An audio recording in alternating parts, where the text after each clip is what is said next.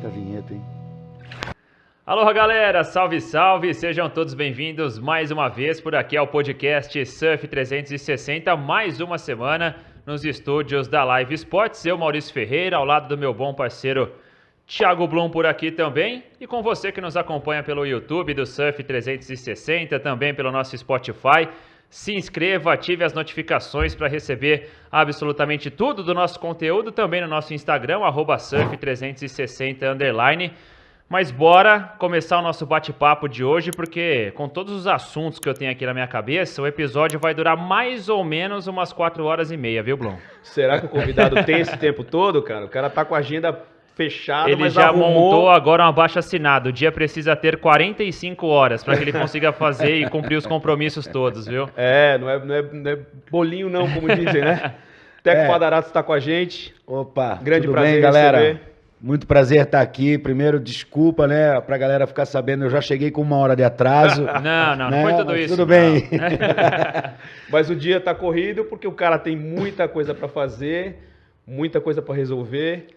Mas a gente agradece aqui, Teco, sua presença. Obrigado, cara. Obrigado pelo convite. Já faz algum tempo que eu venho acompanhando vocês nas redes sociais e estava querendo participar aqui do programa. Acho que vocês fazem um baita trabalho para a comunidade do surf. A minha agenda é difícil por causa justamente da comunidade do surf, né? Eu estou aqui em nome da comunidade do surf e a minha responsabilidade é maior que o mérito, né? A gente não pode esquecer que tem muitas competições para tocar, muitos atletas para a gente poder ajudar eles a retomarem a profissão deles. Há mais de 10 anos que eles não exercem a profissão. Muitos estavam dirigindo Uber, dando aula em escolinha, ajudando em supermercado e assim por diante, cara. A gente retomou os trabalhos do surfista profissional no Brasil. O cenário era que um garoto de 15 anos tinha que dar o salto direto para o Mundial, porque não havia justamente uma meia dúzia de degraus na escada para chegar lá. Então é um salto. Muitos não têm essa amplitude de salto. Falta patrocínio, né? Arriscam-se, perdem dinheiro, desistem da carreira, pai e mãe arrasados. Esse era o preço que a gente estava pagando. Então, para a galera toda aí que está em casa, assim, que fica imaginando como é que é retomar a CB Surf, a gente fica pensando em um monte de coisa, mas esse é o principal ponto, sabe? É retomar a profissão do surfista, que estava abandonada, né? É muita coisa para fazer. Quer dizer, não começou do zero quando você chegou, você começou do menos alguma coisa. A frase que a gente usa é que a gente está, desde o ano passado, trocando as rodas com o carro andando. Eu acho que isso explica mais precisamente o que está acontecendo. Porque a gente já assumiu no meio do ano. Tivemos que recuperar o selo 1818A, para quem não conhece, é o selo que lhe dá a autorização para protocolar projetos de lei de incentivo, projetos no COB, projetos de lei de incentivo estadual, onde a entidade se torna apta a usufruir.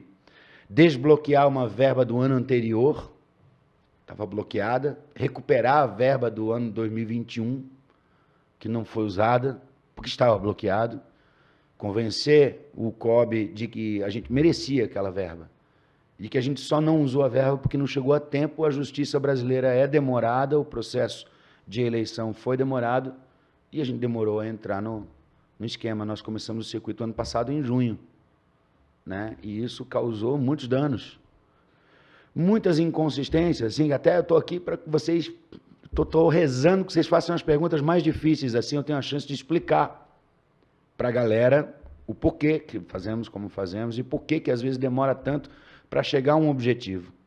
Mas vale deixar claro que há mais de 10 anos não existia um circuito brasileiro do surf, de que esse circuito da categoria principal é o maior do mundo de todos os tempos, a maior premiação distribuída em campeonato nacional de todos os tempos no mundo, circuitos como o Master, que não há nenhum país que faça um circuito Master, e quando faz uma etapa é 0 de premiação, é apenas uma celebração. Nós temos 3 etapas de R$70 mil de premiação cada uma. Essas coisas é preciso deixar claro para o público, que às vezes não está sabendo e cai na pilha de um, de outro aí, e entra num ímpeto que vai chegar em situações como o julgamento que a gente viu aí, né? A polêmica que deu lá no evento da piscina, né? Do Campeonato Mundial. Muita revolta, muita polêmica, muita opinião desgovernada lançou-se na internet em função daquela inconsistência de resultado de nota, mas que tem muita coisa envolvida por trás disso que precisa ser explicado. E esse é o ponto que eu acho que falta, né? Impedir de o público entender o que de fato acontece ali, achando que você está preservando a marca ou os patrocinadores, é um grande erro. Falta clareza? Impedir que atletas falam com juízes é um baita erro, porque cria mais discussão, mais questionamento, mais dúvida sobre o processo, por parte dos atletas. Quando você põe atletas e juízes na mesma sala, constantemente tentando resolver os problemas, você acaba com os questionamentos. E ninguém mais pode questionar, porque todos participaram. Todos tiveram a chance de resolver. Eu acho que o atleta está precisando e está querendo esse senso de pertencimento à entidade. Bom, a CBSURF já tomou essa providência já no ano passado, mudando o nosso livro de regras, criando o juiz conceitual para dentro do livro de regras, que é o representante dos atletas, né? Escolhido pelos atletas para estar na torre, e é ele que narra o replay. O head judge narra a onda ao vivo, quem narra o replay é o head conceitual. Não o suficiente, após inúmeras outras conversas, nomeou-se recentemente, não faz nem um mês, como head judge principal da confederação, o mesmo cara que estava sendo o head conceitual, que é o Guga Arruda. Chegou-se à conclusão entre juízes e atletas que ele é o cara mais apto para definir a qualidade de uma onda surfada. Né? Não uma onda em si, né? Eu digo uma onda surfada. Ele é a pessoa mais perto, na torre de juízes, das manobras que os caras estão fazendo lá. Se vacilar, ele não está nem perto. Ele faz melhor do que muitos dos atletas que estão ali fazendo. Então, ele tem o conhecimento de causa 100%. Né? Eu acho que esse é um grande passo dado por eles, cara. Não fomos nós, não. Foram os próprios atletas que chegaram a essa conclusão conversando com os juízes. E olha que legal, os juízes abrirem as portas para isso e aceitarem uma demanda dessa. A gente imagina se isso acontecesse no Mundial, né? Seria muito interessante. Talvez seria uma grande revolução positiva, cara. E esse é o precedente que a gente quer deixar como CBSURF. Nós estamos aqui pelos atletas de federações e as federações estão aqui pelos seus atletas. Ou seja, estamos aqui pelos atletas. Né? Sim. Sem eles estarem felizes, não adianta fazer circuito nenhum. Nunca vai ter o peso 100% que você gostaria, né? Cara, isso é o trabalho. É esse o trabalho que uma entidade que representa o esporte tem que fazer, seja privada ou, né, ou oficial. Não pode ter outro pressuposto. Não pode. E que haja comunicação também, né? Porque tem sido o grande ponto. Recebemos aqui já, a gente conversou com o David Silva, com o Miguel, com o Samuel, e é justamente a falta de critério, né, a falta do que é pensado hoje em dia pela WSL que deixa todo mundo nesse escuro hoje do que a entidade quer quando a gente pensa, enfim, principalmente nessa polêmica recente da distribuição das notas, mas claro que a gente vai falar sobre isso também, Dream Tour aqui, a CBSURF, quer falar? Manda bala. Não, eu ia falar pro Teco, a gente já acordar aqui, que ele falou que se a gente não esperando algumas perguntas, se a gente não tiver as perguntas, pode falar. Você fica à vontade também para não deixar passar o assunto. Não, porque de repente a gente não tem a pergunta que você acha uma coisa interessante, o assunto aqui é livre também para... Não, muito obrigado, cara, tá sendo ótimo aqui, eu já provei isso já nos primeiros 5 minutos aqui, né, cara? Teco, essa situação da CBSURF, ela já era conhecida por vocês, como ela estava antes que vocês assumissem e aceitassem também essa revolução necessária? Sim. Ou tudo foi se descobrindo com o passar do tempo depois que vocês assumiram? Não. Tudo como vocês pegaram, vocês já sabiam antes? Já sabíamos, inclusive o movimento da eleição partiu do antigo vice-presidente, o Guilherme Polastri, que hoje é o nosso representante comercial da CB Surf, né? Ele que está fechando a maioria dos negócios para a CB Surf. A gente já sabia dessa situação, foi um chamado dos atletas também, né? Implorando para que alguém assumisse a confederação e fizesse alguma coisa. E a nossa premissa era: nós não estamos aqui para julgar ninguém, mas se alguém não consegue assumir as responsabilidades ou ao menos conquistar os objetivos dos atletas, seja por motivo que for, né, tem que abrir caminho para que outra pessoa vá lá e faça, porque o surfista não pode ficar à mercê dos limites de uma pessoa. Se ela não é capaz, a gente tem que botar outra pessoa capaz de fazer lá. E se Essa pessoa era o Adalvo Argola. Mas se um dia eu não for capaz, que venha alguém no meu lugar e que seja. Porque eu não estou aqui por mim, cara. Eu estou aqui pelo surf brasileiro. Eu fui chamado pelo surf brasileiro, ao qual eu pertenci durante muitos anos, e foi dali que eu construí toda a minha vida. Tudo que eu tenho veio absolutamente do surf. Nada foi me dado do meu pai, da minha mãe. Tudo que eu conquistei na vida veio da minha experiência em cima de uma prancha. E com todo aquele cenário nos anos 80 e 90 que a gente teve e que não tem mais, a indústria do surf hoje, infelizmente, está sofrendo uma crise sem precedentes. E a gente tem que encarar isso com muita seriedade, né? A gente dependeu muito da indústria do surf durante muitos anos. Isso foi muito bonito. Na minha época, eu usufrui muito desse cenário. Só que hoje não temos mais isso, sabe? E a gente foi chamado, cara, e a gente atendeu. Eu digo a gente porque era eu, Bocão, Jojólio Olivença, Geraldinho, que trabalha mais na parte das federações, Paulo Moura, Guga Arruda. São nomes de peso que passaram muito tempo dentro d'água e construíram também tudo em função da lycra que usavam. Uhum. E eu acho que é esse o espírito. Nós estamos aqui com esse compromisso, cara. Teco, você está dizendo que a indústria hoje do surf praticamente desapareceu, ao mesmo tempo quando o esporte está num auge, né? Chegou passando a ser olímpico. É uma coisa, ironia. É uma ironia. Hoje as grandes marcas grandes marcas de outros segmentos estão investindo mais no surf do que a própria indústria do surf? Eu quando era representante da comissão de atletas ainda no circuito mundial, lá quando era ASP, né? Eu já vinha batendo nessa tecla, só que atleta, ele tenta entrar na área de gestão e parece que a galera afastava naquela época. Até porque o outro lado da mesa eram os donos das empresas, né? Tava lá o Gordon Merchant, tava lá o Claw, o Gordon da Billabong, dono da Billabong, tava lá o Claw, um dos donos da Repicool, e tava lá o Brooks, como é que é o nome dele? O primeiro nome dele? Pai do Troy Brooks, que competiu. E ele era o escolhido pelos donos da Quicksilver a representar a Quicksilver. E eram eles que tocavam o circuito, era o dinheiro deles. E eu havia falado já na época, galera, vocês vão ter um teto. O surf não tem esse teto. Vocês têm esse teto. Os donos de eventos têm que serem promotores de evento. Gente que quer que isso fique cada vez maior, porque, óbvio, eles vão trabalhar comissionados. Eles é que têm interesse que isso cresça o quanto precisar crescer. Já uma Quicksilver, ou uma Billabong, ou uma Repicool, não queria que crescesse tanto assim, porque eles iam não poder mais pagar.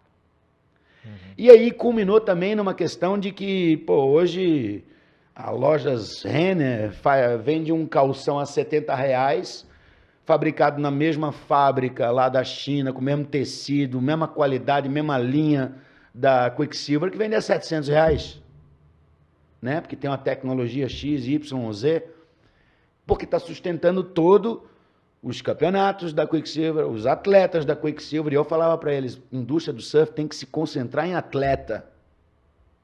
Eventos têm que pertencer a patrocinadores que investem em eventos. Uhum.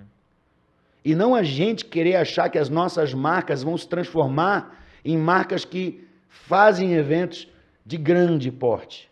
Porque é para aí que o caminho do surf estava seguindo. E acontece até hoje. Acontece até hoje. Né?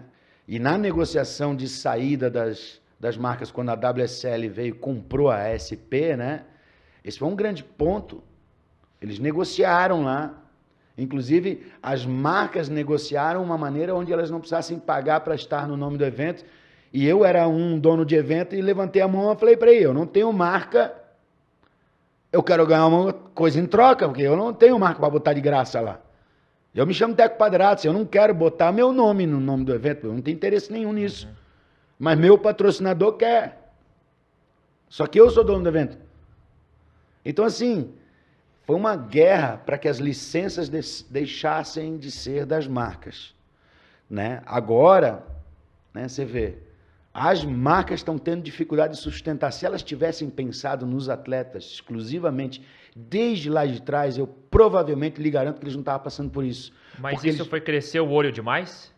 Eu acho das marcas? Eu acho que sim, porque eles tentaram atingir outros mercados que não eram deles. Porque eles tiveram a sorte de, por muitos anos, terem uma moda exclusiva. Sim. Não é mais exclusiva. A única coisa que é exclusivo da indústria do surf são os acessórios, porque nenhuma marca quer fazer acessório. A Nike não quer fazer prancha de surf. Não está no interesse deles. Mas eles vão brigar com as nossas camisetas. Eles vão ter moda surf na moda deles. Entende? Então, assim, o que é que a gente faz para se esquivar dessas grandes marcas que a gente não tem a menor condição de ganhar deles? Eu acho que as nossas marcas de surf estão tendo um retrocesso para realmente recomeçar tudo de novo em cima de acessórios, coisas que só o surf usa. Isso pode até incluir um calção de surf mais tecnológico que seja, né? Mas moda em si não é mais o carro-chefe. Não vai mais ser, está condenado isso. Né? Vai demorar um tempo até a gente assumir essa exclusividade da moda. Se é que isso vai acontecer, né? Eu não sei, eu não estou pesquisando no mercado para saber. Não é a minha área, mas olhando aqui de fora, sinceramente, é um beco sem saída, cara. E você citou as grandes marcas internacionais. Quando a gente olha para o mercado brasileiro também... É um reflexo disso. A não ser no Nordeste. É impressionante a fidelidade do povo nordestino com suas marcas. Impressionante. Eles souberam se fechar e não deixar essas grandes marcas assumirem, porque a Marizia, a Greenish, a Smolder, a Pena, eles continuam fazendo suas marcas enxutas na estrutura de fabricação e tal. Eles têm uma fidelidade das surf shops muito grande. Por quê? Porque eles garantem a sustentabilidade dessas surf shops pelo seu público. Por quê? Porque eles patrocinam os atletas formadores de opinião e não deixam o surf cair no Nordeste. Essa é a fórmula, gente. O reflexo vai para dentro d'água? Vai, claro que vai. Temos visto os nordestinos crescerem muito, né? Claro, porque eles é quem tem patrocínio hoje em dia. Se tu for olhar bem pelo caso, eles têm os seus patrocínios locais ali. Eles, dentro da área deles, eles sempre se sustentaram.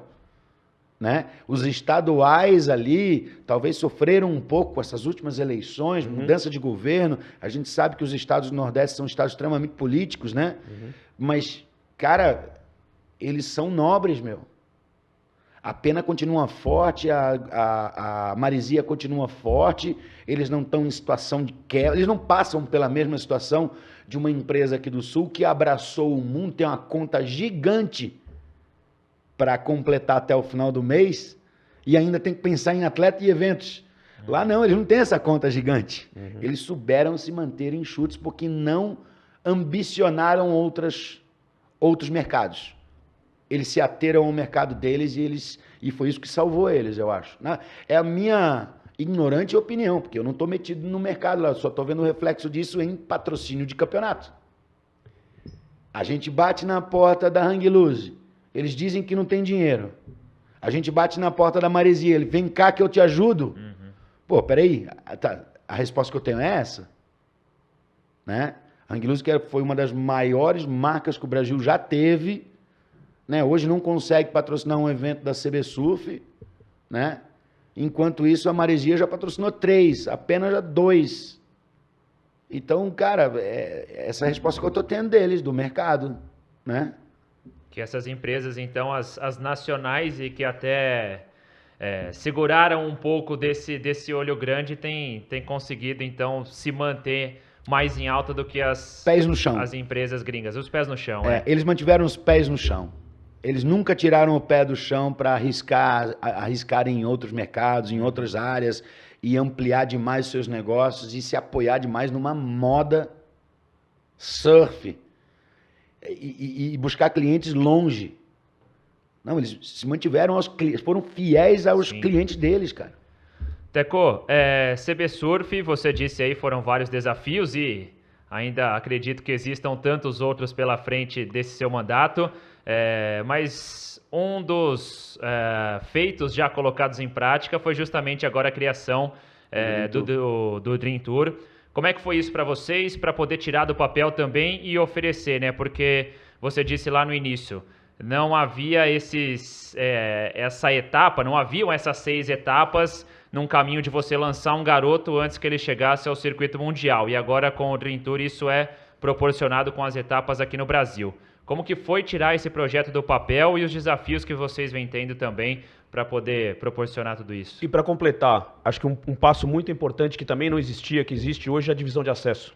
Sim. Taça Brasil, né? Sim. Para mim é o circuito mais importante. Então, porque você tem um circuito, digamos, principal, né, que é o Dream Tour, e às vezes um dos degraus a serem subidos é chegar ao Dream Tour, né? E eu acho que a invenção, a criação da Taça Brasil foi muito importante. O que acontece? A gente sabia que não adianta criar uma elite no surf se você não tem o fundão bem sustentado. Porque a elite só se torna elite, só se torna glamourosa quando tem muita gente querendo entrar.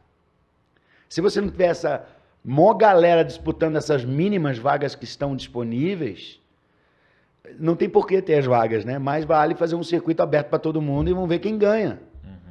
Mas a gente sabe que no Brasil tem um número de atletas gigante de nível alto, né? De nível alto, nível de disputar mundial. Tem uma galera muito grande. Então, assim, a gente tinha muitos desafios.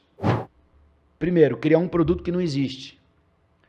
Esse é o lado ruim, é o ângulo ruim de você olhar, um ângulo pessimista. Mas você olha para o ângulo otimista, que é o que eu gosto de olhar, é um produto virgem.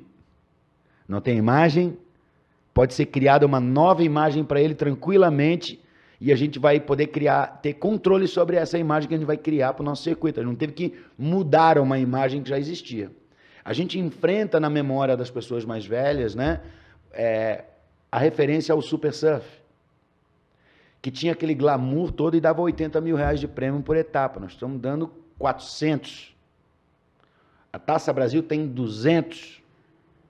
Não sei quanto é que é os QS, premiação total de QS, 5 mil. Mas a gente sabe que no 3 mil para baixo, nem o campeão paga a viagem.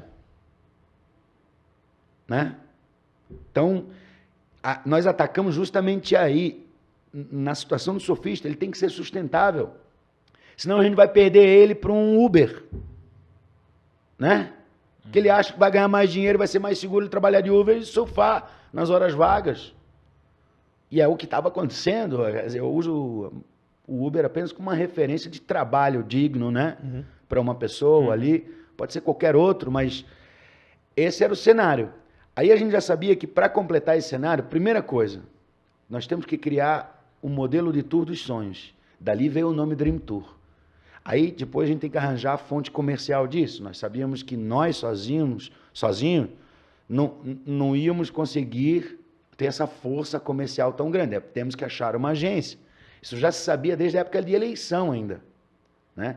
Quando a gente se elegeu, fomos direto a conversar com agências e dentro das conversas que a gente teve, encontramos uma que se encaixava perfeitamente ao nosso cenário, que era a Dream Factory. E foi irônico, porque o nome Dream Tour já existia antes da Dream Factory chegar à nossa sala, ou nós chegarmos à sala deles. E foi a maior ironia que na primeira reunião a gente já chegou colocando o Dream Tour. E ó, Vocês podem não acreditar, mas isso já está desde o ano passado na nossa cabeça e nem sabia que vocês existiam. Mas olha que casamento perfeito, né? Você ter o nome Dream Tour com um parceiro que se chama Dream Factory, a fábrica dos sonhos. Esse é o Tour dos Sonhos. Fabricamos o Tour dos Sonhos. E esse foi, cara, o grande pontapé inicial, eu acho que provavelmente a mola propulsora dessa história toda. Por isso a gente é muito feliz com a Dream Factory, a gente sabe que eles são de um outro segmento e que existe muita adaptação ainda a ser feita ao longo dos próximos anos, assim, para que eles entendam com a mesma propriedade que a gente entende o surf, né? Uhum. E eles, cara, estão aprendendo muito rápido. O exemplo, pega a etapa de Xangri-Lá e depois assiste a etapa de Garopaba. Olha o quanto a gente aprendeu com o que aconteceu lá atrás. Né? Quem tiver uma visão mais de produção, é só olhar para a estrutura, é só olhar para a transmissão e olhar nos detalhes, você vai ver muitos detalhes diferentes, que a gente aprende, né? E o espaço é curto entre uma... Cara, 1 mês e meio, e a gente está agora fazendo de Floripa, já tem outras coisas já sendo criadas em função disso, né? E a gente conseguiu, acho que, levantar a autoestima do atleta. Hoje ele confia na gente, a gente está tendo uma demanda muito grande de atletas que estão vindo do Mundial para cá. Tivemos o primeiro spoiler aí, que um dos atletas do Tour Mundial está pensando em vir correr o Brasil e seguir o resto da sua vida aqui, que está de saco cheio já, né? Porque competiu muitos anos e tal, está afim de pensar no ficar mais perto de casa. Olha que alegria, cara. Não, o próprio Adriano de Souza, vão querer saber quem é, mas o próprio Adriano de Souza largou a aposentadoria para correr as etapas do circuito Exatamente. Eu não posso falar quem, senão eu vou estar colocando ele em prejuízo. Não, mas dá pra gente... porque a WSL não permite que atletas se manifestem a outros circuitos. Se for do CT, tem um contrato, né, de exclusividade em competições. E aí, cara... Eu tenho que ficar quieto, eu não posso dizer. Eu só posso dizer que há o interesse deles. E foi com esse objetivo que a gente fez o circuito brasileiro, além de levantar os que estão no chão, trazer aqueles que estão no céu para cá também. Para quando eles completarem suas missões no circuito mundial, estar aqui em casa uma maneira para eles seguirem a carreira e estenderem sua carreira sem ter a pressão do circuito mundial. Eu falo isso com propriedade, cara. Tá? Uhum. Eu abandonei o circuito mundial com 32, porque eu não aguentava mais aquela pressão, sinceramente. E tinha até o circuito brasileiro, mas eu estava tão de saco cheio que eu não queria mais competir. Olha o trauma que ficou na minha cabeça. Eu não consigo mais vestir uma lycra. Ficou hoje mal, cara. Você não sente saudade hoje? Nenhuma. Nenhuma. Me convidam o tempo inteiro, eu fico, cara, fugindo dos convites que nem o diabo foge da cruz. Mesmo. Para não ter que explicar a minha vida pessoal, cara. Porque é pessoal a parada. Uhum. Agora, eu amo assistir. Uhum. Amo mais ainda saber que eu pude providenciar isso para eles. Junto com toda essa equipe maravilhosa que a gente tem. Né? Poder proporcionar não só competições, mas competições com regras, com critérios, do jeito que eles sempre quiseram. Aliás, do jeito que nós sempre quisemos. Eu fui 12 anos representante da comissão de atletas do circuito mundial. Boa parte do livro de regra que está lá eu ajudei a construir. Eu ajudei a fundar a WPS. Estava lá. Eu, Sonny Garcia, Kieran Perot, Jake Patterson. E eu não me engano, eu não me lembro exatamente se no ponto em que a gente fundou era o Pat O'Connell ou o CJ Hobgood que estava, porque eles trocaram a cadeira ali. Mas essa era a turma que criou esse negócio.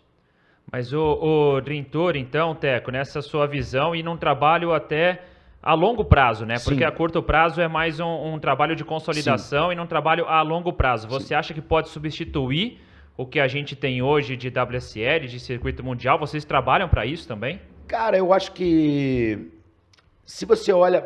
Eu tiro o chapéu aqui da CB Surf, tá?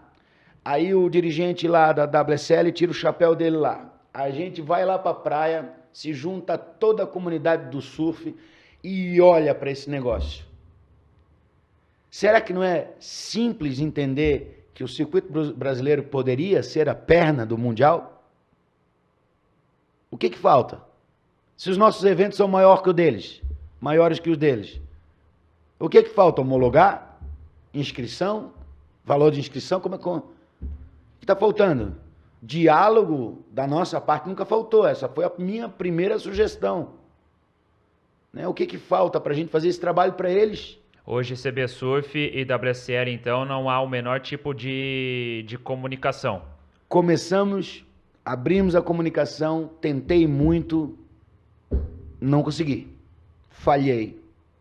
Eu falo Você falhou? Eu, em nome de toda a minha equipe, assumo a responsabilidade da falha. Porque eu não vou apontar dedo para WSL nenhum, não é isso que vocês vão arrancar de mim hoje aqui. Tá? Mas eu fiz a minha parte. E prefiro pensar que não fiz ela direito do que ficar apontando o dedo. Eu não aponto dedo para ninguém, não fico mandando mensagem para proibir ninguém de ficar falando o nome de WSL na nossa transmissão, não. Essa não é a minha atitude. Não é desse jeito que nós trabalhamos. Aliás, nós preparamos os atletas para serem campeões do mundo. Né? Qual que é o problema? Qual que é a insegurança? Qual que é o repúdio com a CB Surf, que insistem em marcar etapas em cima das nossas datas, não atendem o telefone e os atletas ligam para nós, questionando a nossa inflexibilidade. É bom que todo mundo lá em casa saiba disso, principalmente os atletas, que não param de nos ligar. E a gente já mudou etapa pra caramba de lugar por causa disso. Quebrando o acordo que foi pré-formado ano passado já com eles. Né? Sinceramente, nós estamos aqui pelos atletas, eu não estou aqui para discutir com o WSL, estou aqui pelos atletas, cara. E eu acho que se a WSL quiser continuar sendo a referência de campeonato mundial para os atletas, é bom eles descerem no pedestal e começar a conversar com eles. E não só com aquele representante da comissão de atletas contra, sei lá, quantos membros do board deles. Hoje o Mundial tem um representante de atleta que não compete, representando toda a classe lá. Tu acha que eles têm alguma força nisso? No negócio do Mundial? No business deles? Né? Aqui é o contrário. Eles tomam quase que todas as decisões aqui dentro, amparados por nós. Porque esse é o serviço do dirigente. Abrir as oportunidades, construir as possibilidades e entregar na mão deles, cara. Entendeu? Entregar na mão das federações, no caso, quando for fechamento de data, de prefeitura, de governo de estado, sabe? Fazer com que as federações tenham participação nisso, como já estão tendo. Né? Deixar os atletas decidirem quantos minutos é a bateria. Qual o critério que vai se usar? Não vir de cima do julgamento. É o atleta que tem que dizer para o juiz qual o critério do dia, e não ao contrário, cara. É simples, é uma coisa muito simples. Eu não vejo problema nisso. Há um medo muito grande de dar voz ao atleta. Eu não entendo de onde vem isso. Sinceramente, eu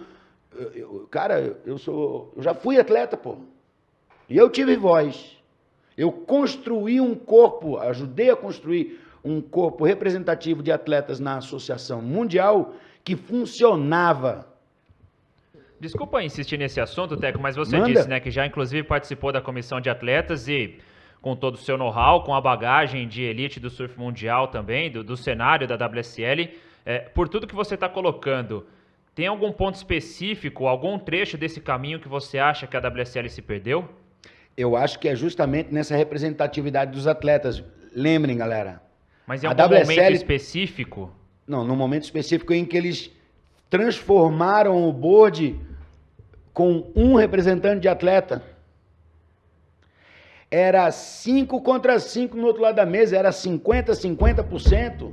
As decisões esportivas da antiga associação. Eu acho que no momento em que você precisar qual ano e qual incidente, mas isso veio acontecendo gradativamente, o surfista foi perdendo voz lá dentro, e a gente viu isso acontecer. O fato de ser uma liga, antes era uma associação, né? A ASP, agora uma liga. Você acha que tem a ver com isso também? Com certeza. É colocado um negócio à frente de tudo, né? À frente do esporte. É colocado uma pessoa à frente de todas as outras. que é o dono da liga. É ele que decide isso sozinho. É por puro interesse dele. Ele quer ganhar dinheiro com isso daí. Ele investiu muito nisso, ele quer ganhar de volta. Se eu tivesse no lugar dele, eu pensaria provavelmente igual. Eu quero ganhar de volta o meu investimento. Só que, peraí, cara. Já desde lá no início, eu era dirigente de campeonato. Eu insisti que a proposta não era boa. Não era boa para o surf brasileiro. Insisti. Até que eu saí, né? Né? E eu fui o primeiro a ser descartado da WSL aqui no Brasil, depois que entrou a nova direção. A gente recebeu aqui também no podcast do Surf 360, para quem quiser acompanhar, tem todos os episódios disponíveis no nosso canal no YouTube e também no Spotify, o Phil Hajman, e o Phil deu uma declaração mais ou menos nesse caminho da sua, Teco, no sentido de que ele sentiu que com o passar dos anos, a Liga Mundial, de alguma forma, ela foi tentando tirar os brasileiros do longboard. E foi uma declaração que ele deu aqui no podcast pra gente. Isso só não é possível no cenário que a gente tem hoje da pranchinha, porque o Brasil domina, mas a WSL ela não está muito preocupada com o Brasil. Qual que é a visão de vocês? Cara, eu não sei o que passa na cabeça da WSL. Você pergunta isso para eles, mas assim, tá ficando notório, né, que o interesse não é um atleta. Tá ficando notório isso. Não um país específico, então. Hã? Não um país específico. Não. O fato do Brasil, a gente tem que tomar muito cuidado porque a gente tem coração brasileiro e a gente torce. Então é muito fácil a gente se colocar contra e não ouvir as decisões deles, entendeu? É muito fácil. Eu acho que mercadologicamente não é bom para o circuito mundial ter só Brasil ganhando. Não é bom. Para mercado, né? Mercado como e acho que até para a competição de um modo geral, né? Claro que a gente olha para o nosso umbigo brasileiro, a gente quer que os brasileiros vençam todos os anos, mas do lado competitivo... Mas você não pode botar isso na conta dos brasileiros. Não, jamais. Aí é que está o erro. Cara, os brasileiros estão dominando o circuito mundial porque os gringos não fizeram o trabalho deles. Tem nada a ver com a gente, não. Tem nada a ver com mudar critério em cima da hora, não. Tem que botar a responsabilidade em cima dos gringos, das confederações gringas de cada país que não estão produzindo atletas ao nível. Simples assim. Aí, quantos circuitos nacionais da categoria profissional existem? Vocês sabem? Você lembra de algum? Você consegue apontar um hoje? Nacional. Não é continental. Não. Nacional de cabeça, não. Você sabe se o circuito americano existe? Será que tem um circuito australiano de surf profissional? Será que tem um circuito sul-africano de surf profissional? Eu tenho uma certeza de uma coisa. O mundo inteiro já sabe que o Brasil tem. Tá? Então, assim, é bom eles se cuidarem, fazendo o seu trabalho, porque nós estamos fazendo o nosso, e a hora que essa geração Brazilian Storm quiser descansar, já vai ter uma outra. Cara, eles não vão ter sossego, não, cara. Porque é nosso compromisso produzir campeões mundiais. Nosso compromisso, cara. E campeões olímpicos. Vamos chegar na Olimpíada, então? Vamos. Um ponto bem importante, né? Estamos há 1 ano exatamente do início da Olimpíada. A gente falou, o Teco já falou aqui nos bastidores um pouquinho, mas eu queria que você falasse, Teco, como é que tem sido esse projeto que, como você já disse, é uma coisa que vem rolando, não é porque a Olimpíada está chegando, mas já vem rolando. Queria que você explicasse um pouquinho o projeto da CB Surf com o COB e também o projeto, como acontece, como tem acontecido todas as etapas, tanto do ISA, né, júnior e profissional, como é que a confederação tem se estruturado para cada uma dessas competições? Bom, a gente tem o compromisso de levar as delegações para esses campeonatos oficiais, né? A gente não se envolve na Liga WSL, porque é um campeonato privado, mas os campeonatos oficiais é a nossa responsabilidade treinar, organizar, cuidar da viagem, levá-los, dar toda a assistência de fisioterapia, médico, psicólogo, tudo que eles têm direito, tudo para fazer eles estarem na melhor condição possível de conseguir medalhas, né? Discurso olímpico, medalhas, a gente fala troféus. Títulos. É a maneira mais comum. Então, assim, essa é a nossa responsabilidade, sempre foi. E a gente está muito preocupado com o andamento do circuito mundial. Preocupado não, atentos. Essa é a expressão que eu queria usar. Atentos ao circuito mundial, porque é dali que vem a seleção brasileira para a Olimpíada, para o Pan-Americano, que já acontece esse ano. E a gente tem que estar atentos a todos eles. São nossos atletas, cara. Por mais que eles corram outros circuitos, são nossos atletas. Eles carregam a bandeira do Brasil. Uma vez que pegou na bandeira do Brasil, chamou a gente para conversa. Direto ou indiretamente. Nem que seja a gente ir para a areia, juntar uma raça para ficar torcendo por eles. Mas a gente vai fazer alguma coisa por eles. Entendeu? E já está sendo feito, a gente está conquistando a confiança de cada atleta que está ali com chance olímpica. Graças a Deus, todos nos receberam muito bem. Quero aproveitar o episódio aqui para agradecer imensamente a abertura do Gabriel Medina, do Felipe Toledo, do João Chianca e Iago Dori e todo o resto, e todo o resto da galera que está lá honradamente, honrosamente defendendo a nossa bandeira do Brasil no circuito mundial, né? A gente agradece eles por terem nos recebido com tanto carinho, tanta confiança, cara. A gente sabe que a CBSurf passou por anos de omissão nesse espaço e, de repente, a gente poderia encontrar uma galera muito cética ao nosso trabalho. Não foi o caso. Todos confiaram.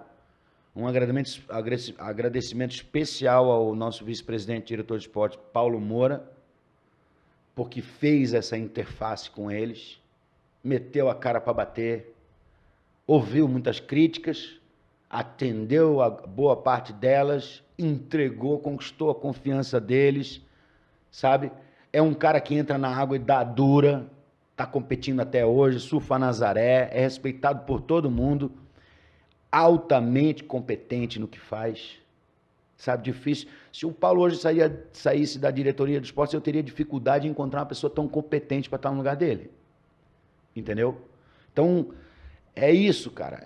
Isso eu tenho a agradecer muito a eles, sabe? E a gente já conseguiu criar todo um programa para a galera ficar sabendo. Vai ter o campeonato do Tahiti agora, a WSL. Quando acabar o campeonato, eles vão ficar lá mais, eu acho que 10 dias, com a nossa equipe treinando. É o local da competição olímpica. Né?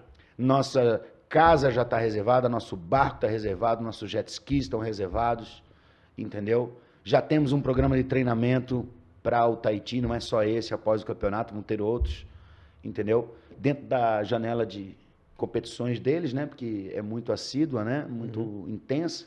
E uma informação em primeira mão aqui do Surf 360, que durante essa etapa de chopo do circuito mundial, Tatiana Weston Webb, Iago Dori e João Chumbinho já vão ficar nessa casa que o Comitê Olímpico Brasileiro, com a Confederação Brasileira de Surf, já alugou, já reservou para 2024 durante o período dos Jogos Olímpicos. E é legal a gente explicar que, acabando a última etapa do Tahiti, a gente vai saber quem são os brasileiros que vão disputar o WSL Finals, e daí vai sair um segundo classificado. O Felipe Toledo já está classificado para a Olimpíada, a Tati no feminino, mas no masculino, onde a disputa é bem maior, infelizmente a gente só tem a Tati na Liga Mundial e está classificada. Mas aí, João Chumbinho, como você falou, e Iago estão muito próximos, ou o Gabriel, né? Quem sair aí São 3 para uma vaga. Uma vaga e torcendo, né, Teco, para que em Porto Rico o Brasil consiga uma terceira vaga. Deixa eu explicar aí. O Porto Rico, né, é o pré-olímpico do ano que vem, no começo do ano, né? É lá que você conquista as últimas vagas. O ISA Games de 24. O ISA Games de 24. Nós lutamos muito por esse evento. O Brasil precisa vencer por equipes, né, Teco? No masculino. Para ganhar uma vaga a mais. No feminino também. No feminino, se houver uma vitória individual, ela pode classificar? O indivíduo. Aí é índice. O indivíduo se classifica pelo resultado dele, mas se a equipe feminina vencer Sim. em Porto Rico, sim. ganha uma terceira vaga Então, É que feminino. no caso, no masculino, como um brasileiro vencer no individual não gera essa vaga, porque a gente vai ter 2 pela WSL, mas no feminino, como a gente tem só a Tati, tem então chance mais pelo Isa 2. Games de 24, a gente pode classificar 2 atletas, se vencer o individual e se vencer por equipes. Exato. Desde que não seja a Tati, né? Você roubou minha resposta. Desculpa, não, eu perguntei. Não, mas porque, é isso, porque a gente tá estava certo, falando você tá do certo. masculino, da possibilidade, Nas mas duas- é a vitória por equipes, né? Nas E duas vale- pode ter 3 vagas ainda. E vale deixar claro também que se a gente conquista a terceira vaga, ela tem uma característica diferente. Ela não é automática para o próximo do ranking. Ranking da WSL. Aí é a confederação que vai escolher. a confederação que vai escolher. E você já tem isso um plano na cabeça? Ela tem uns 7 planos na cabeça. Porque os resultados a gente não tem ainda. Vai Claro. depender muito dos resultados que houverem no campeonato agora do Tahiti, Sim. né? Na classificação de final de ano ali e tal. Até o Finals, se você parar para pensar, se não tiver 3 brasileiros ou 4 brasileiros ali dentro, Um pode passar o o outro. terceiro e quarto vão decidir ali no Finals, né? A gente não a sabe, vaga né? para avançar e vaga em Olimpíada ainda. E vaga olímpica. E também, eu acho que o nosso principal ponto agora é pensar na equipe que vai para Porto Rico.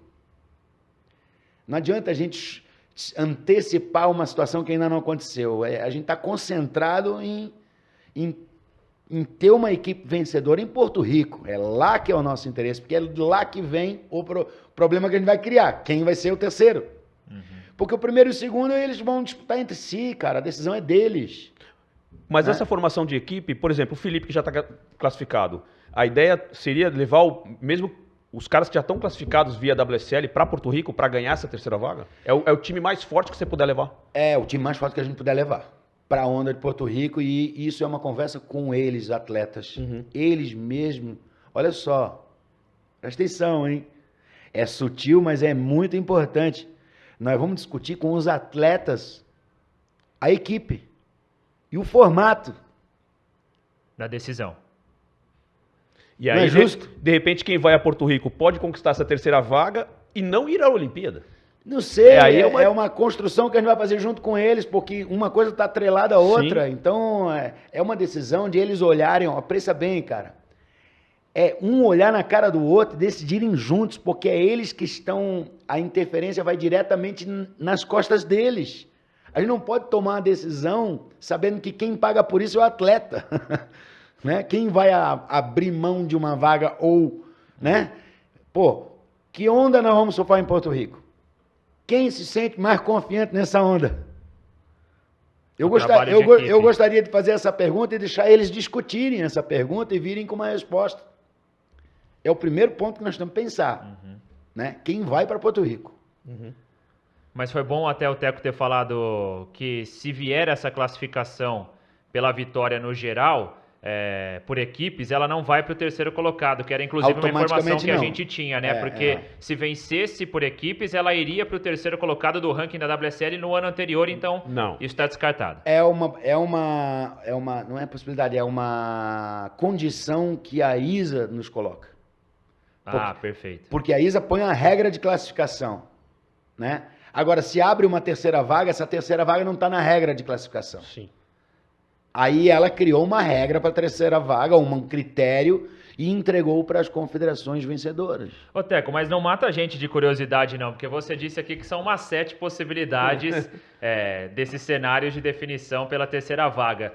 Mas o que a CB Surf está pensando? O que seria levado em consideração? O que vocês têm planejado, embora ainda não haja essa definição, essa decisão concreta? Cara, é uma coisa muito delicada para falar assim, mas o que eu posso dizer é o seguinte: qual é o objetivo da Confederação Brasileira na Olimpíada? Medalha. Aí já dá para tirar Eu deixo para vocês pensarem, discutirem, e o público poder comentar qual seria a melhor estratégia para ganhar a medalha de ouro. Eu já tenho a minha opinião. Não precisei de muito tempo, não. Eu tenho. Por exemplo, se o Gabriel Medina não for o segundo classificado, ele é o cara que tem que ser escolhido. O cara ganha tudo em chopo. Na estratégia de vencer para conquistar a medalha. O Brasil quer trabalhar com meritocracia ou quer ganhar a medalha? É uma resposta para todo mundo responder, cara. Inclusive os atletas entre eles. Você não pode descartar o ano do Iago Dora também nessa confusão Claro. aí Estratégia. Você lançou uma mais óbvia de todas, mas Sim. espera aí. E o Iago? É. Nós estamos falando de Goofy e Régula. Vamos acabar com a demagogia aqui. Goofy e Régula é uma esquerda potente, cara. Mas o João é bom de tudo também. Então, E a gente vai ter a primeira vez do João competindo em Agora, jogo vamos agora. por isso que eu não posso tomar nenhuma decisão. São Já- muitas variáveis, né? tá vendo que já só nesse 2 minutos já vieram 3? Imagina se não tem mais 4 possibilidades e o feminino. A gente tem um vício machista de achar que é só o masculino sim. que é relevante. Ô, gente, o feminino, cara... Então, e essa é uma pergunta legal de fazer. Como é que... Calma, primeiro deixa eu garantir uma coisa. Vai. Posso? Pode. Quando a CB Surf definir, então, esse critério de classificação, o Teco volta Eu venho aqui no pra explicar podcast pra Surf vocês. 360 e a gente vai divulgar aqui, então, Boa. qual vai ser esse critério. Eu vou Tá tentar ainda fechado? trazer... Tá Fechado. combinado? Eu venho ainda... Eu tento trazer comigo pra gente fazer um quarteto aqui, o Paulo Moura, Ô, que é o nosso seria diretor de muito esportes. bem-vindo, Assim, muito bem-vindo. a resposta técnica vem, né? Fechadíssimo. Não, mas o que eu ia dizer é o seguinte, eu concordo com o Teco que a gente tem esse vício machista, mas infelizmente hoje em dia o surf brasileiro entre os homens ainda tá muito na frente do feminino, né? Sim. E é uma coisa que a gente tem perguntado aqui com as pessoas que vêm aqui, esse olhar para as mulheres. Eu acho que também o que a CB Surf fez em relação ao circuito brasileiro já é um olhar. Mas você não acha que falta muito ainda? Hoje o que a gente está colhendo com essa Brazilian Storm foi uma coisa que rolou no passado, que essa galera foi criando casca para chegar onde está e a gente não teve isso com as mulheres. Então. Ou não tínhamos tanto espaço para as mulheres competirem e para as mulheres se sentirem confortáveis para surfar. Hoje tem. Então, o que acontece? O que a gente enfrenta hoje é reflexo, como você falou, do passado. No passado nós tínhamos aquela mentalidade, agora não tem mais. Cara, o que é visível é a premiação igualitária, né? Sim. Isso é o que está na frente da vitrine. Mas você entra dentro da loja, você vai descobrir que a gente já fez 3 surf camps, que a gente chama de reverso, que é em vez de o atleta vir até nós, nós vamos até os surfistas, né? A gente fez 3 camping reversos, exclusivamente femininos, que faz parte do nosso programa exclusivamente de desenvolvimento de alta performance feminina, e fomos descobrir que menina dentro d'água tá quase igual. Não tá vestindo lycra para competir. Aí a gente fez os 3, na primeira etapa desse ano, dobrou o número de inscritas nos campeonatos em relação ao ano passado. Ou seja, tá dando resultado. Essa é a semente que você planta. Quando que isso vai virar uma flor? Cara, pergunta para Deus, né? Porque isso vai demorar um tempo que demorar. E vai depender exclusivamente do talento e da dedicação delas, porque nós já colocamos a condição para que não haja dúvida para a menina que surfa de que surf é uma profissão a ser seguida. Com segurança, saúde mental e física, condições. O que não existia no passado, um preconceito, era um preconceito da sociedade, né? De uma maneira geral. Exatamente. Exatamente. Ô, Teco, ainda falando de Olimpíada e a escolha de Chopo no Tahiti para receber essa edição, e a gente tem os dois lados da moeda, né? A questão de que é uma onda, enfim, indescritível, né? Para quem tem a possibilidade, a oportunidade de competir por lá, e ao mesmo tempo tem a questão da distância, porque Chopo vai ficar mais ou menos 16 mil quilômetros de distância de Paris. Então a gente até conversava por aqui antes do programa, né? Vai faltar aquela questão de participar da cerimônia de abertura, de não sentir tanto aquele clima, aquele ambiente olímpico, embora seja uma competição dos Jogos Olímpicos de 2024. Como que... Mais um cafezinho pro Teco aqui, que o Teco tá pedindo um cafezinho. Aqui apareceu na cena. Mas diga, continua. Como que vocês olharam para essa decisão e a escolha de Chopo? É um bom lugar de fato para receber um evento tão gigantesco como a Olimpíada? Cara, eu particularmente, assim, acho que tem 2 lados, né? Um positivo e um negativo, né? O positivo é que o nome de Tiahupo e do Tahiti, ele faz vender muito patrocínio, ele faz todo mundo querer assistir, a onda é uma coisa muito impressionante. Só que a Olimpíada, a gente sabe, por tradição, tem que olhar para o lado da integridade física dos seus atletas. Eu acho extremamente perigoso. Porque se já é perigoso, e a gente já teve inúmeros acidentes com pessoas que treinam lá assiduamente. Imagina como é que vai ser, vamos usar um país aqui de referência, para surfista feminina de Israel, que nunca teve lá. Vamos lá, vamos começar assim. Eu não estou querendo criar nenhum preconceito com Israel, mas estou querendo pensar na segurança física daqueles surfistas que nunca lá estiveram, para entender. Masculino que seja, um atleta que vem de um país que não tem tradição no surf. Que não tem tradição no surf, que nunca surfou uma onda poderosa como aquela. Se aquilo já é desafiante para quem está a vida inteira tentando chegar lá, imagina para quem nunca imaginou que ia chegar lá. Né? Como é que é isso? E que com toda certeza não vai ter tempo para treinar. Galera, eu já entrei lá. Eu sei o que é aquela onda. Já tomei porrada lá. Já fui parar nos corais. Meu irmão quase morreu lá. E ele tem um nível casca grossa. Tanto que depois de 3 anos de trauma, ele voltou para lá. A primeira onda foi um 10. Isso não quer... Olha, imagina o que foi para um cara desse nível ter passado por aquilo. Cara, eu me preocupo muito com atletas inexperientes naquela onda. Eu acho de uma imprudência, né? Mas não sou do Comitê Olímpico, eu acho que a gente tem mais que agradecer que o surf está na Olimpíada e vamos rezar para que dê tudo certo e que o melhor vença, né? A Olimpíada, de fato, ela vai ser sensacional. É essa questão, né? É um local que chama muita atenção, que é quase que um templo do surf mundial também, quando a gente pensa no circuito mundial, nas etapas, mas o aspecto da segurança vai pesar também. Teco, você falou há pouco sobre o surf feminino, quanto há necessidade nossa de evolução, e pensando até na classificação de 2 atletas para o Brasil, nos Jogos Olímpicos, a gente tem um cenário de naturalização. A Tati até num caminho inverso, né? Porque ela nasce no Brasil, vai para o Tahiti, depois ela acaba voltando no Havaí e opta depois também por vestir, representar a bandeira brasileira. E agora com a Luana Silva também, que nasceu no Havaí e agora defendendo a bandeira brasileira. Como é que vocês olham para isso?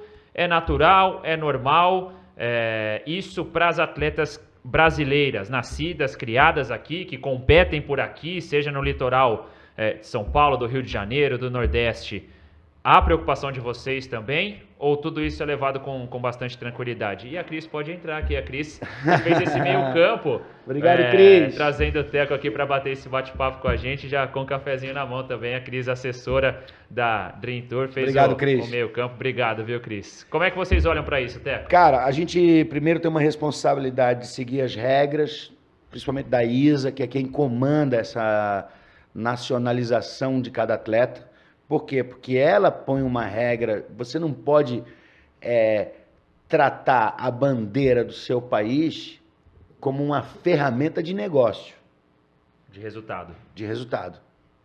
A gente assistiu vários surfistas trocarem a bandeira brasileira por outra bandeira apenas para tentar uma vaga olímpica mais fácil. Porque individualmente na carreira deles isso vai fazer muita diferença. Está aí caracterizada uma decisão individual que há consequências. Primeiro ponto, você vai defender uma bandeira de outro país contra o Brasil, você não pode ter o mesmo privilégio de um surfista que defende a bandeira brasileira contra outros países. Primeiro ponto. Então você perde os benefícios do circuito nacional. E criou-se muita polêmica em cima disso. Surfistas que surfavam a vida inteira no Brasil, agora só porque resolveram defender a bandeira da Itália, ou do Uruguai, ou do Canadá, ou seja lá do que for, vão perder os seus privilégios? Peraí, só não, né? Que nós temos que lembrar que o esporte é um instrumento de cidadania, um instrumento social, de desenvolvimento do cidadão, e ele é a todos os holofotes espalhado dessa forma. Por que teria que ser diferente nesse item? Começa por aí. Né? Segundo, eu acho assim, um surfista mora lá fora, mas ele tem o passaporte brasileiro, ele quer vir defender o Brasil, meus braços estão abertos. Você vem querer honrar sua bandeira. Eu honrei a minha por 17 anos, cara. Sacou? E vou honrar até o final da minha vida, porque esse é o amor que eu tenho pelo meu país. É ele que eu defendo, mesmo não tendo chance de classificação. Porque eu vou dormir com a minha bandeira brasileira. E eu não julgo ninguém que não quer dormir com sua bandeira. Não julgo, porque o cara está defendendo a vida dele. E ele está com todo o direito de fazer isso. Só não pode voltar. E se quiser voltar, bom, a regra é o seguinte, você quer mudar de nacionalidade, se for a primeira vez que você faz isso, é uma questão só entre as duas confederações. A que está recebendo e a que está deixando partir. Mas a volta... Mas para voltar, a ISA diz, após cada ciclo olímpico, você tem 1 mês ou 2 meses, sei lá quanto tempo ali, para aplicar um pedido para a ISA, não para nós, para a ISA, e eles, caso a caso, vão julgar. E aí não tem critério, é o critério deles. Que é cada atleta tem um caso. E eles vão analisar cada caso. E eles aprovando ou rejeitando, a Confederação Nacional não pode fazer mais nada. Não pode fazer mais nada. Em nenhum dos casos. Não pode. Porque quem aceita a bandeira do país numa competição internacional são eles. Né? Não somos nós. A gente pode até dizer que aceita, mas eles vão dizer não. Não é assim. Porque, como disse, eles defendem a ideia de que isso aqui não é uma ferramenta, a bandeira do seu país não é uma ferramenta, não deveria ser uma ferramenta de vantagem para sua carreira individual. É algo muito maior do que isso, cara. Pô, meu. Mas então, falando especificamente da Tati, porque foi a decisão... tomada por ela e mais próxima para que a levasse à Olimpíada. Nesse caso, você seria contra? Não. Não? Não, porque ela nunca competiu pelos Estados Unidos. Ou pelo Avaí, enfim. Nunca defendeu a bandeira dos Estados Unidos numa Olimpíada. Ela não, é a primeira vez que ela está tendo essa opção. Não, eu fiquei só em dúvida e refiz a pergunta, porque a gente estava falando do caminho de volta, né? A Tati, ela nasceu no Brasil, foi pro Avaí, depois ela fez esse caminho de volta para que ela pudesse chegar à Olimpíada, por isso que eu te perguntei. Sim, sim. Mas então você... Ela é uma cidadã brasileira, né? Assim como ela é cidadã americana, ela fez a primeira opção dela. Tá? Perfeito. Qual o país que eu vou escolher defender? Ah, o Brasil, beleza, tá aí. E a partir daí é o Brasil. A partir daí é o Brasil. E veja bem, é um brasileiro querendo representar o Brasil, tá? Não é um brasileiro querendo representar a Itália. É bem diferente essas duas frases, né? No ponto de vista de um brasileiro. Cara, temos tanto assunto que passou praticamente 1 hora e a gente não falou de uma parte da vida do Teco que eu considero muito importante. É o Teco surfista dentro do mar, né? Mas não se preocupa que essa entrevista vai dar o que falar, o tempo que tiver, tá? Tomara. Não, mas eu queria rapidamente falar, Teco. Agora há pouco você falou que você não tem saudade nenhuma de competição, mas com toda certeza você tem muitas grandes lembranças. Claro. Como surfista, como competidor. Tenho muito orgulho dos anos dedicados. E eu também te acompanhei de muito perto, nós somos da mesma geração, o Maurício é bem mais novo que nós, mas eu te acompanhei desde o começo da sua carreira. Eu queria que você elencasse 1 ou 2, 3, quem sabe, pequenas histórias para a gente relembrar de você como competidor, como vencedor. Cara, eu acho que a mais emblemática e mais famosa é a questão do Kelly Slater, Lacanô. Em Rossegor. Rossegor. Envolve Lacanô também, porque a primeira vez que eu venci ele foi em Lacanô, numa bateria de triagem, né? E aí depois rolou em Rossegor a final do WCT ali, tem até uma historinha engraçada, eu acho que todo mundo já sabe, né? Que ele Conta, pô. Porque quando eu ganhei dele a primeira vez, ele veio me, né, eu fui cumprimentar ele no final da bateria, nós dois passamos, que é a bateria de 4 surfistas, ele veio, né, cumprimentar, eu falei, pô, boa bateria. Ele me respondeu, não vai acontecer de novo. Aí eu, tudo bem. Aí chegou na final, aconteceu de novo. E, assim, é legal isso, assim, porque faz parte da rivalidade do surf, que ficou exclusivamente dentro d'água, né? Eu fui lá, disse pra ele, aconteceu de novo, de brincadeira, ele mandou me fuder e ficou tudo por isso mesmo. Mas anos depois a gente brindou isso, eu acho que a gente é grato a esses momentos, porque É disso que é feito o esporte, cara. É dessas histórias que são feitas da rivalidade sadia que é feito o esporte. Senão ele não teria a menor graça, né? E, cara, esse é um momento muito emblemático. Outro momento emblemático foi quando eu venci no Rio de Janeiro em 91. Alternativa? Assim, eu me assustei muito com aquilo ali. Eu nunca tinha passado por aquilo. Aliás, eu passei no ano anterior. Eu prefiro contar a partir de 90, que eu fiz a final e perdi para o Brad Gerlach nos últimos segundos da bateria. Mas já tinha passado por aquele assédio, né? Do grande público em cima de um surfista que de repente mostrou que podia ganhar, né, aos olhos de todo mundo. Se fosse qualquer outro surfista brasileiro, teria sido igual, que ali era uma questão de bandeira. Voltamos ao assunto da bandeira. Todos na praia defendem o brasileiro por causa da bandeira, cara. Não é porque é fulano ou beltrano, é porque é brasileiro, cara. E nós somos conhecidos como a maior torcida do mundo em todos os esportes. Porque nós temos esse orgulho, cara. E é disso que eu estou falando quando eu falei na pergunta anterior. Né? É desse orgulho, não está representando o povo, cara. Você não está representando o governo, você não está representando ninguém, você está representando o povo. E é a eles que você deve satisfação. Né? E, cara, aquilo ali eu experimentei, assim, um calor humano gigantesco, assim. Eu nunca vou esquecer daquele momento. De seguranças me carregando pelos ombros, assim, eu levantando os pés para eu não pisotear as pessoas, porque eles já estavam pisoteando pessoas. Porque não tinha caminho aberto para chegar na torre, como tem hoje. Aliás, eu acho que eles começaram a construir esse caminho blindado ali por causa daquela época. Que demorava 15 minutos para eu conseguir sair da água. Eu ficava ali com água por aqui e tal, remando de um lado para o outro, até que os seguranças conseguiram abrir o primeiro 3 metros ali para eu poder aterrissar na areia, porque não dava nem para aterrissar na areia. Teve um outro episódio uma vez no Rio Grande do Sul que eu estava saindo d'água e teve essa multidão correndo para cima e de repente uma menina conseguiu ganhar de todo mundo.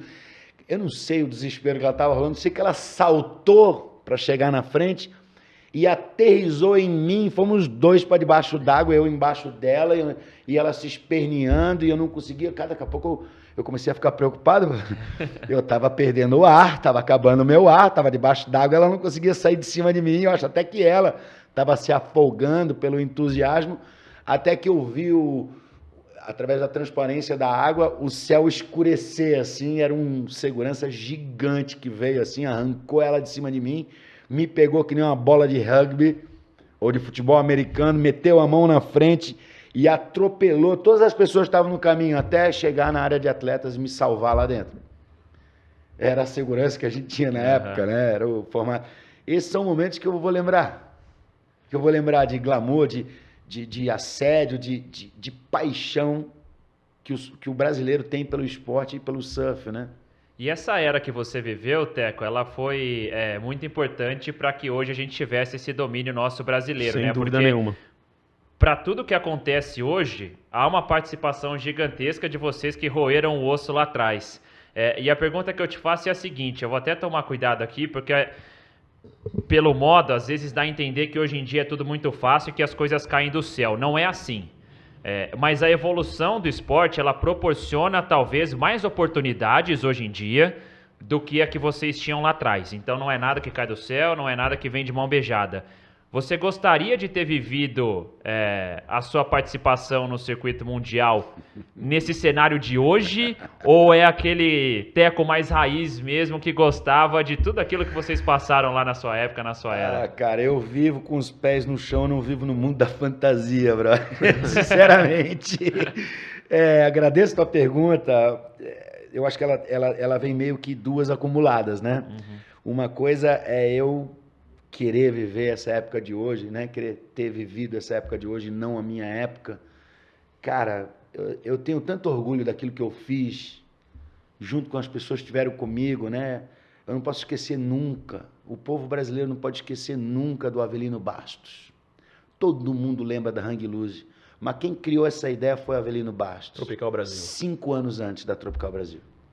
5 anos antes de não só a minha proposta chegar na mesa da Hang Loose, mas da conversa do Alfio com o Fábio Gouveia e culminar de eu resolver o problema que Fábio não queria ir para o circuito sozinho, que não falava inglês, e de repente a minha proposta veio com uma solução para isso, né? Mas bem antes disso, quando eu tinha 13 anos de idade, 12 para 13, Avelino sentou comigo na calçada lá em Balneário Camboriú e contou tudo aquilo que acabou acontecendo nos 5 anos depois daquilo. Que eu ia morar nos Estados Unidos, que eu ia aprender a falar inglês, competir no circuito americano para que eu entrasse no circuito mundial como gringo e não como brasileiro. Para que já quebrasse o preconceito para cima do brasileiro, que ele já sabia que tinha.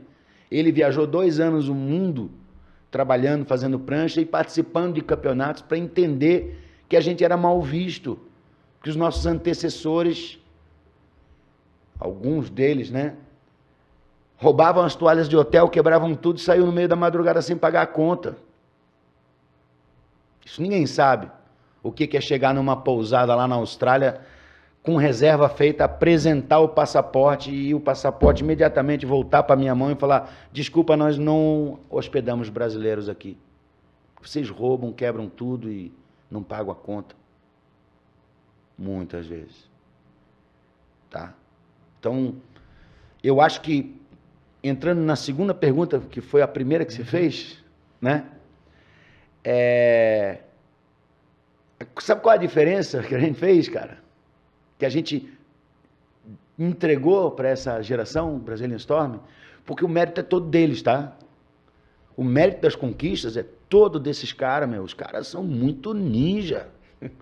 Se entregaram desde os 10 anos de idade para as ondas mais pesadas do mundo. Nós não fizemos isso. Mas o que eu deixei para eles, e eu tenho orgulho de dizer, é que eu tive que convencer meu pai. Eles não. Eles foram convencidos pelos pais deles. É isso que eu deixei. Porque o surf naquela época era um esporte de... Vagabundo. Eu ouvi isso do meu pai. Maconheiro e vagabundo. Isso, eu ouvi do meu pai, cara. 3 anos depois, ele pediu desculpa, apertou a minha mão e falou: a partir de hoje eu sou o pai do Teco, não sou mais o Percy Padarates. Então, parabéns, meu filho, você ganhou a causa. Meu pai soube reconhecer, eu tenho um baita carinho pro meu pai, até porque ele botou essa cenoura lá na frente para mim, sabendo que ia destruir meu coração quando ele falou aquilo, mas também sabendo que isso ia ser a gasolina que me levaria aonde eu fui. Porque quando o Kelly Slater olhou feio para mim antes de uma bateria, na minha cabeça eu olhei para ele e comecei a rir. Eu falei: cara, você não conhece meu pai, velho, você tá parecendo um ridículo olhando feio para mim, cara. Entende? Você não conhece a minha mãe, os olhos da minha mãe, cara. Você tá achando que você tá me intimidando? Não perca seu tempo. Vai precisar de muito mais do que isso para me intimidar. E esse é o legado que a gente deixou, sabe? Eu, Fábio Gouveia, Renan Rocha, Peterson Rosa, Vitor Ribas, Ricardo Tatuí, Pio Pereira, e aí vai, cara. O pai dos Pupo, né? O Wagner, e, cara, Jojó. Inclua todo mundo, porque heroicamente, quando o surf começou, quem tinha talento e não tinha dinheiro virou atleta. Quem tinha dinheiro e não tinha talento virou empresário. Quem não tinha nenhum dos dois virou organizador dos campeonatos. Não é pejorativo isso que eu estou falando, é heróico. É heróico. Foi essa galera que transformou o surf no que é hoje. Não adiantava ganhar campeonato. Tinha que convencer a sociedade que aquele campeonato era relevante. Né? O que adianta eu ganhar um campeonato que ninguém quer saber? Uhum. A indústria do surf fez um baita papel nisso também, né? Lançou uma moda matadora, né? Que é seguida por todo mundo hoje. Tiro o chapéu para eles, na área deles, né? Eles nos sustentaram, né, cara? Eles sustentaram esse sonho para o Brasil. Então aqui vai um chapéu aí para a grande indústria brasileira dos anos 80 e 90. Os bichos foram muito matadores, mas ganharam muito dinheiro com isso também. Não dá para, né, ter tanta pena deles assim, não. Os bichos ganharam muito dinheiro com esse negócio. Bom, diga lá. Estamos encerrando? Não, ainda não. Tô na sua. Então pode ir. Não, é uma pausa. O encerramento de hoje, onde quer que ele seja, vai ser uma pausa, né? Pro próximo episódio. Exato. Não, a gente já tá aqui, claro, na nossa reta final do podcast com o Teco Padarazza também, até porque a agenda do Teco é disputada, né? Sabe que não Somos privilegiados. Não foi tão fácil assim. Fala qual que é a sua pergunta, porque eu vou mudar o gancho. Então, não, eu ia perguntar pro Teco, de hoje em dia, quem você disse que assiste muito surf. Ainda assiste muito, e como Sim. Quem ama o surf. Desses brasileiros mais em evidência, quem que é o cara absolutamente fora da curva, que você olha, pô, hoje tem uma bateria de fulano, esse cara eu não posso perder, que esse cara vai aprontar. Ah, isso é meio que óbvio, né? É? O Felipe Toledo tá acima da curva e não é pouco. A gente viu isso em Jeffers Bay. Sim. Né? Ele pode ter o limite dele em ondas mais pesadas, né? E outros surfistas se sobressaírem nisso. Mas não dá para negar, cara. Não dá para negar que o cara tá num nível, Pô, você viu a final, cara. E quantas finais o Felipe deixou claro que ninguém conseguiria batê-lo ao longo dos últimos 3, 4 anos? O Felipe tem 21 finais no Tour e 15 vitórias. Cara, assim, ó, você tem que considerar que dessas 20 finais, ou dessas 15 vitórias, tá? Não é mais não, né? 17 não. Tem uma que eles não contam. O WSL Finals do título mundial não se conta, eles não contam como uma etapa. Tá, mas tá é porque eles consideram 21 finais e 15 vitórias. 15 vitórias, mas vamos lá. Dessas 15 vitórias, no mínimo mais 5, o adversário não tinha a menor chance. Não, eu digo desde o início da bateria. Foi o que ele fez com o Ita agora. Mais de 5 ele teve uma nota 10 na final, inclusive. Então, e nessa não teve por milésimos, centésimos, né? Por uma questão de que tem gente que acredita que existe alguma nota entre 9,5 e 10. Eu não confio nessa nota.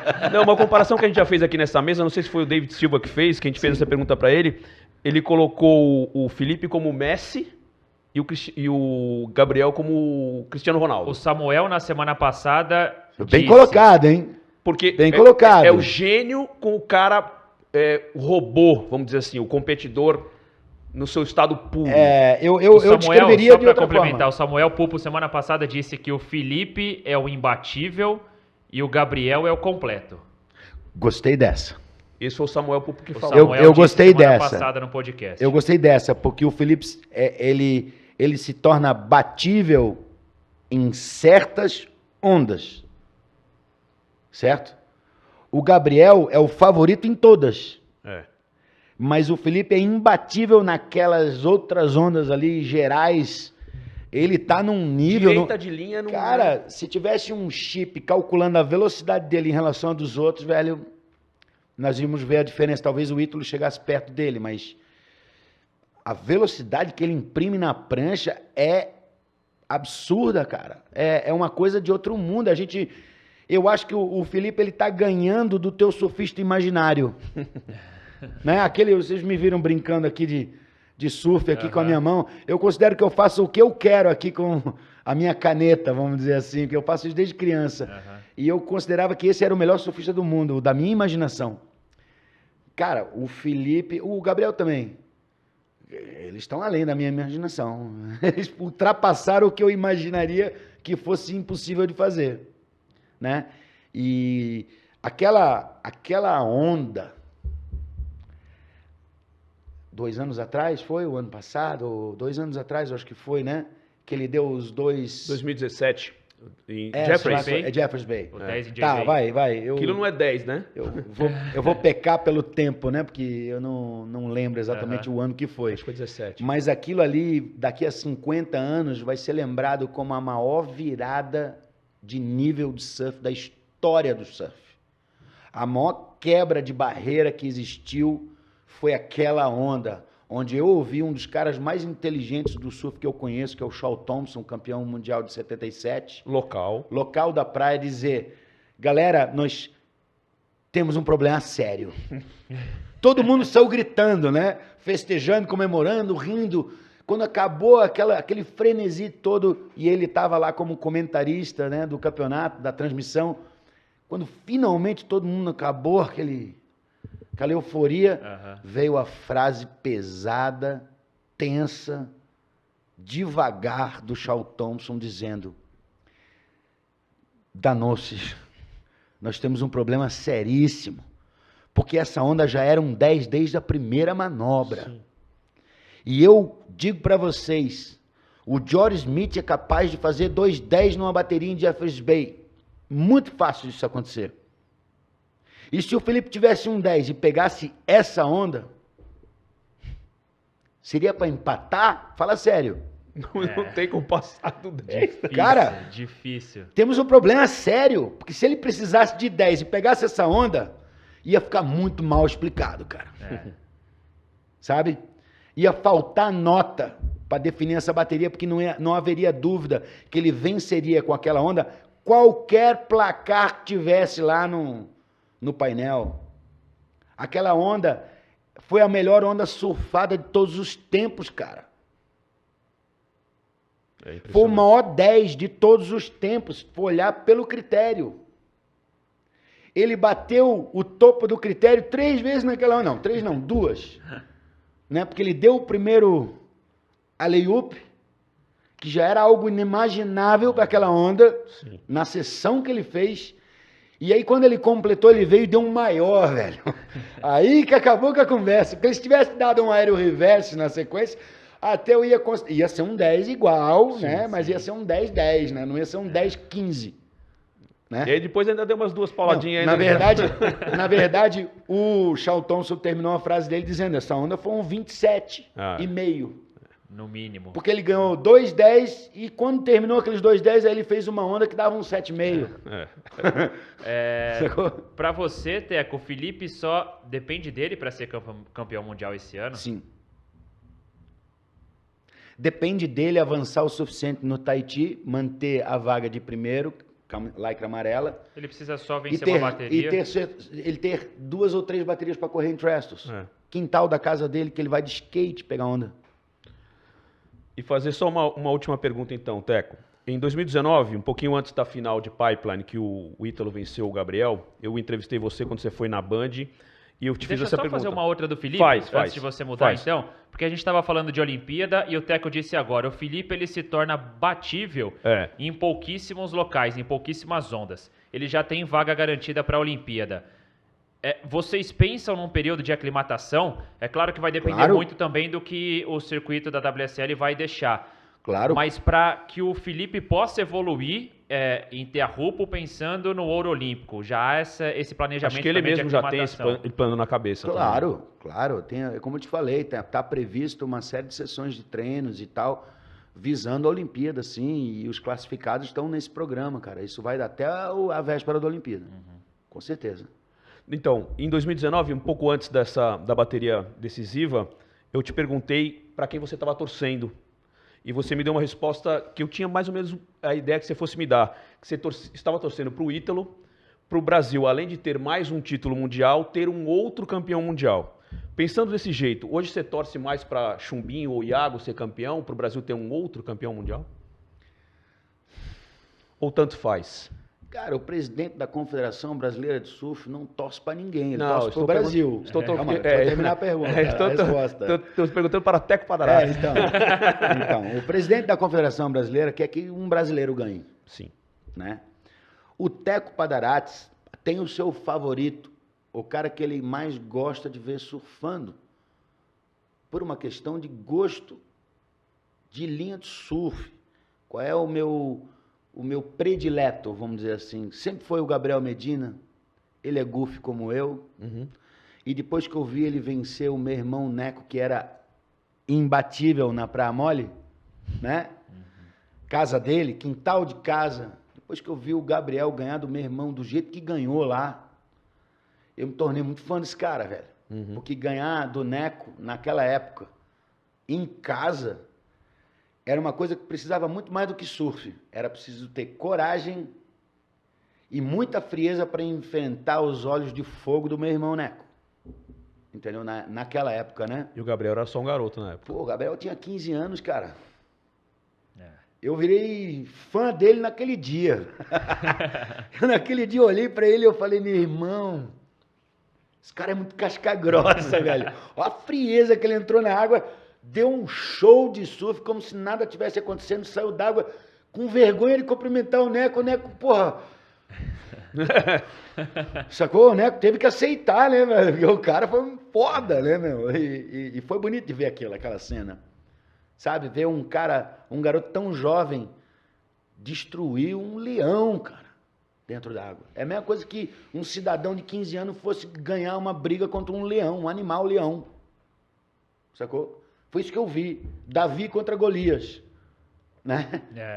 É isso que eu vi ali. E aí, ele é o meu favorito, tá? Por uma questão muito pessoal, né? Eu gosto muito do Gabriel dentro, fora d'água, das declarações dele, da postura dele em relação a tudo que ele faz, da personalidade dele, do caráter dele, de tudo que ele passou nos últimos anos aí na vida pessoal dele. Ele ainda tá nesse nível e com essa dedicação, com essa entrega que ele tem. Cara, é o meu surfista favorito, sim. Agora, não é o melhor do ano. Esse ano. Seria injusto, eu acho, o Gabriel ser campeão do mundo. Pelo que o Felipe apresentou, né? O Felipe é o melhor surfista do mundo esse ano, cara. Eu não tenho, acho que ninguém tem dúvida disso. Não. Pode não ser o campeão do mundo, né? No formato diferente. antigo, ele praticamente seria campeão já. Dificilmente ele perderia o título se fosse aquela competição de pontos corridos. Desde o primeiro ano de WSL Finals eu falei, e continuo falando, WSL tem sorte. Mas no feminino porque até agora o quinto não ganhou o campeonato mundial. Feminino a Stephanie ganhou. Né? Mas ele deu sorte, porque ela é quantas vezes campeã do mundo? Foi o 8º título. Então. Tudo bem, né? Mas a hora que um azarão ganhar... Que pode acontecer. Pode acontecer. Competição de um dia. Meu, se aquele campeonato da piscina já gerou o que gerou, Brad. Eu tenho medo de pensar no resto, entendeu? Como a CB Surf e a organização também do Dream Tour olha para a competição de piscinas, Teco? A gente tem um número cada vez mais crescente aqui no Brasil. Faz parte do plano de vocês para os próximos anos? Um dos nossos apoiadores confirmados, que vai nos dar o maior centro de treinamento da América Latina, se não o maior do mundo, já é o Surfland. Nós temos total interesse. Sabe o que nós estamos discutindo?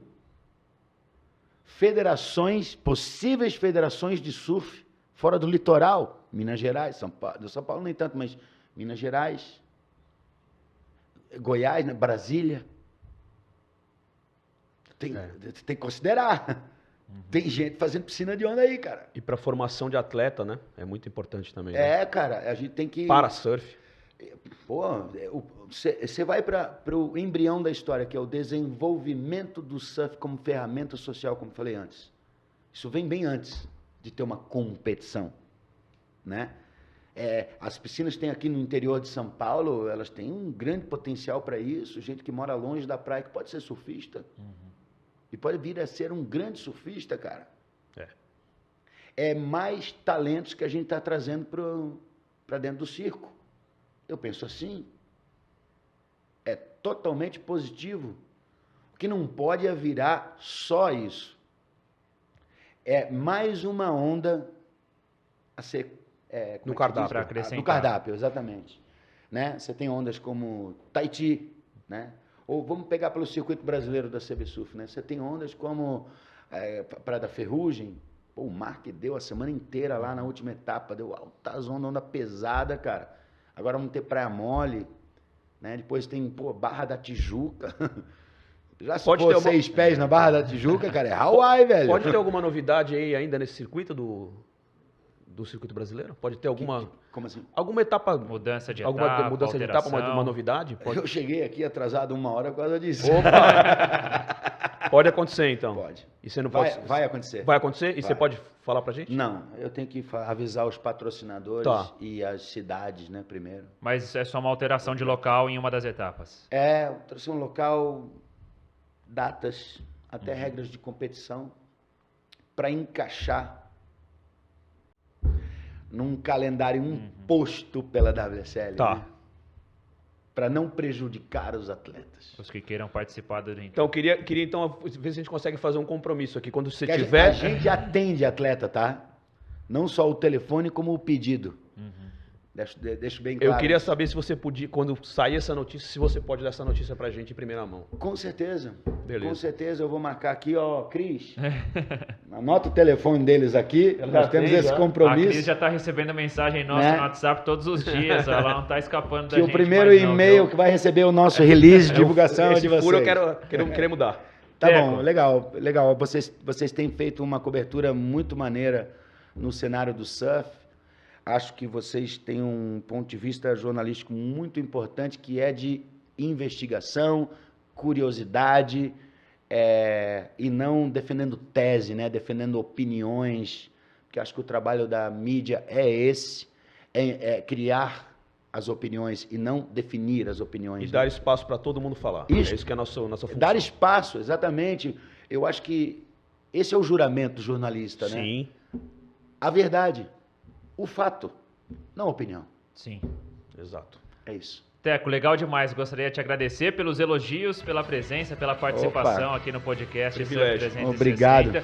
Eu já vou fazer o recorte daquele trato que a gente fez aqui, da confirmação. Peraí. Então, da confirmação, então, de como será definido. Tomara a terceira vaga brasileira, tanto no feminino como Tomara. no masculino, para a Olimpíada de Paris. Portas aqui do Surf 360, sempre abertas a você, Obrigado, sempre cara. muito bem-vindo, viu? Muito Eu obrigado. quero agradecer a vocês dois, eu quero agradecer ao público que está assistindo a gente em casa. É muito importante o que a gente está fazendo no surf brasileiro, a gente conta muito com a ajuda de vocês, né? Com a audiência de vocês. Nós já tivemos um crescimento enorme na audiência do Dream Tour e, por incrível que parível, o nosso campeonato, o primeiro campeonato de parasurf da história do Brasil, até agora foi o campeão de audiência. Que demais. Olha que legal. Olha que legal. A gente conta com vocês. Obrigado. Legal demais. Gostaria de agradecer a Cris também, então, que fez todo esse meio campo com a gente aqui, que ajeitou essa agenda do Teco também para que a gente pudesse bater esse papo. Semana que vem tem muito mais, então, aqui, às sextas-feiras, às 7h30 da noite, um novo episódio do podcast Surf 360, nosso canal no YouTube, também no Spotify, agradecendo aos nossos parceiros aqui da Board House Brasil, com as pranchas sempre iradas no estúdio da Live Sports. Voltamos então na semana que vem. Grande abraço a todos vocês, até a próxima. Valeu. Aloha! Aloha! Aloha.